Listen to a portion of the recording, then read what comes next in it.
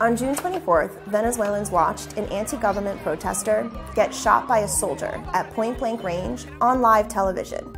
And few were surprised. That's how bad political conditions have become under President Nicolás Maduro. And civil unrest is about to intensify. How did Venezuela reach this point? Though Venezuela boasts the largest proven oil reserves in the world, its economy long left most citizens behind.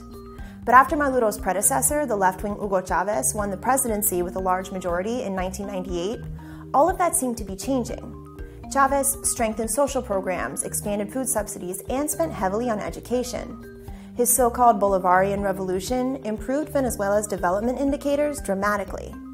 But the revolution was funded almost exclusively by oil revenues, which account for 95% of all of Venezuela's export revenues.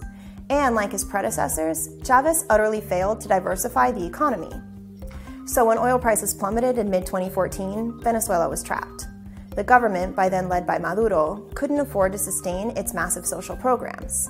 As cash has dried up, inflation has skyrocketed. What little money the Maduro government does have has been used to service public debts, rather than to pay for critical imports like food and medicine. Over the last year, 74% of Venezuelans have lost an average of nearly 20 pounds. Malnutrition is rampant. Infant mortality rates have risen sharply. Meanwhile, the government has clamped down hard on the opposition, which in 2015 won a large majority in the National Assembly.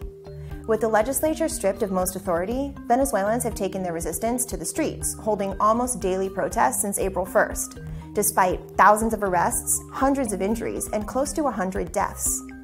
Resistance intensified in May after Maduro issued a decree to convene a constituent assembly on July 30th to rewrite the constitution.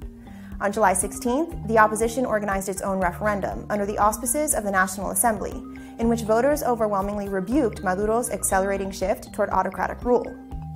Maduro has called the vote illegal and meaningless, but the stark result will be impossible to ignore. Maduro's regime may try to hold on to power, but as the money runs out, so will its options.